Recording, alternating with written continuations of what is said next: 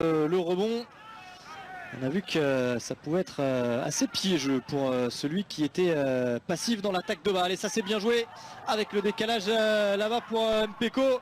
Le centre en retrait, la tête plongeante, la parade et tout de suite l'ouverture du score pour Cédric Bakambu. Moins de 2 minutes de jeu et déjà la République démocratique du Congo qui trouve l'ouverture sur ce très très bon débordement. Et la parade d'Edith Bastia qui n'a pas suffi. 1-0 déjà pour les visiteurs.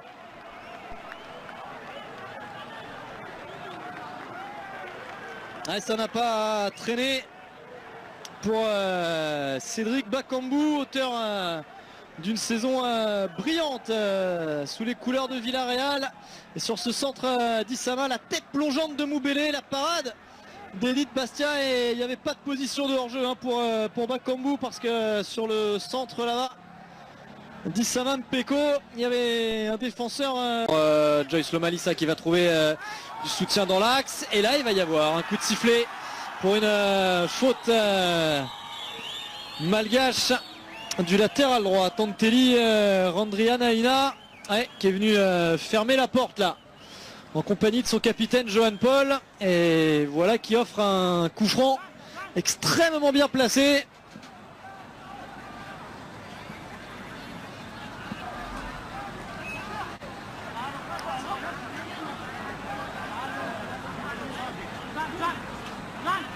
Et c'est Paul-José Mpoku qui va se charger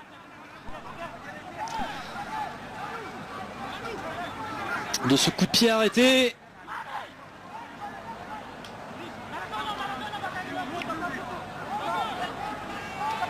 Alors il y a Bakambu qui est au milieu du mur. C'est parti pour Mpoku, c'est parfaitement frappé et ça fait 2-0 pour la République démocratique du Congo. Admirablement bien tiré ce coup franc qui fait mouche de la part du joueur du Chievo Vérone pour son deuxième but avec la sélection congolaise. Et le break réalisé après 20 minutes de jeu, ça passe au-dessus du mur, ça replonge, et Edith Bastia un tout petit peu trop court.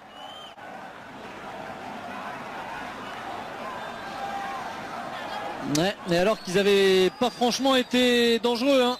Bueno.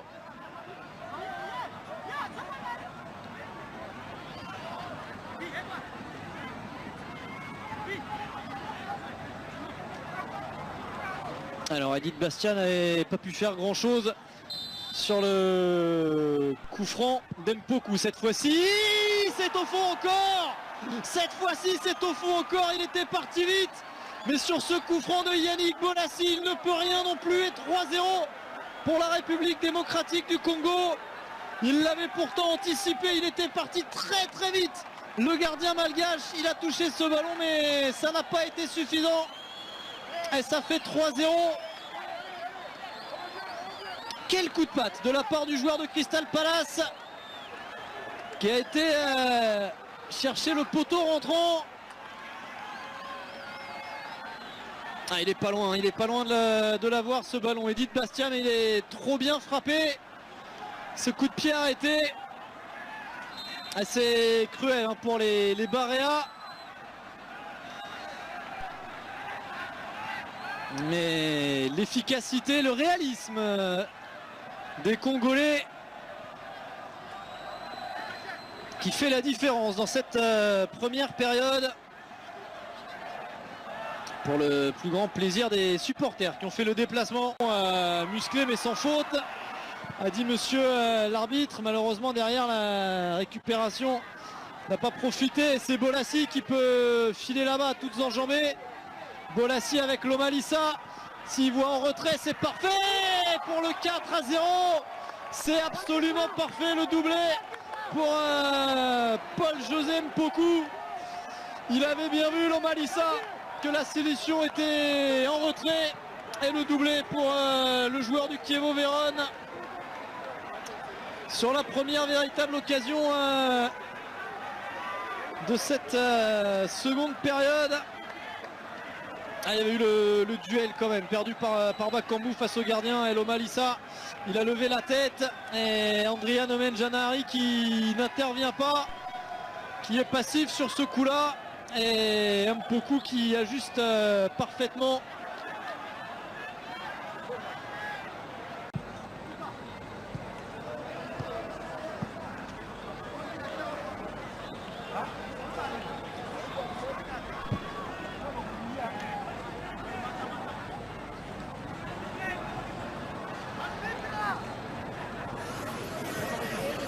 Et on est en train de soigner Zénith Fenolai, le latéral gauche, qui va devoir serrer les dents pour finir le match. Parce qu'on a fait les 3 changements, il n'y aura pas de hors-jeu. Il n'y aura pas de hors-jeu. Bakambu qui va se présenter devant le gardien pour le doublé là aussi de Cédric Bakambu qui finit le travail. Il avait échoué tout à l'heure dans son 1 contre 1 avec Andrian Ifei. Et cette fois-ci, l'avant-centre de Villarreal ne rate pas la cible. Et comme Paul-José Mpoku, c'est le doublé pour l'ancien Sochalien.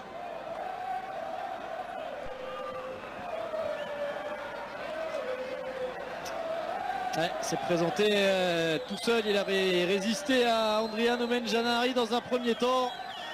Et il a parfaitement ajusté le gardien de la SA Déma derrière pour marquer le 5e but des Léopards.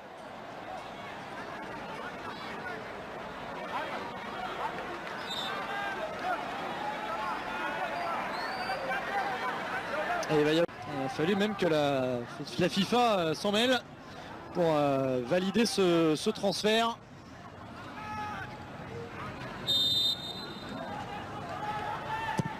Michael Rabesson pour un coup de pied arrêté, ballon qui traîne dans la surface et la réduction de l'écart pour le revenant en sélection Fabrice Rakotondraenibé qui sauve l'honneur des Barréas sur ce coup de pied arrêté. Il s'est retrouvé absolument seul et le buteur de l'US Sainte-Marienne qui vient alléger un tout petit peu l'addition. Il y a de la réussite parce que ce sont les défenseurs congolais qui se contrent entre eux et il était tout seul derrière. Il a su juste piquer son ballon par-dessus Matampi.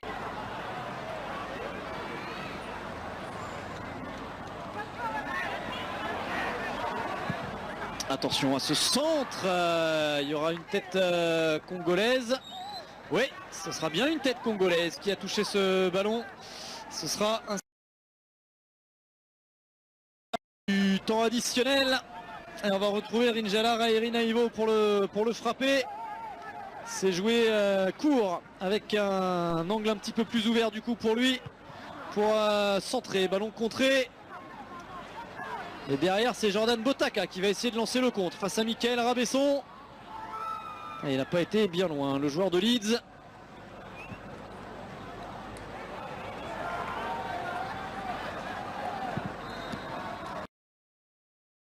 Ouais, bon ballon pour Jombola qui derrière ne parvient pas à cadrer, qui dévisse même. Et il y a bien 2 minutes de temps supplémentaire. Ça c'était un très très bon ballon de la part de François Andrian Omen-Janari vers son numéro 9 qui n'avait pas réussi à se débarrasser de Chancel Mbemba sur le contrôle.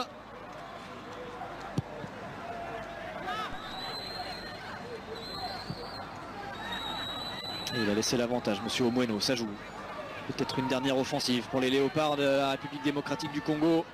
Avec un long centre, ça va arriver jusqu'à Botaka, le contrôle de Jordan Botaka qui va frapper, qui va marquer, qui va frapper pied gauche au premier poteau et tromper la vigilance d'Andrian Ifei pour le 6e but de la République démocratique du Congo dans le temps additionnel.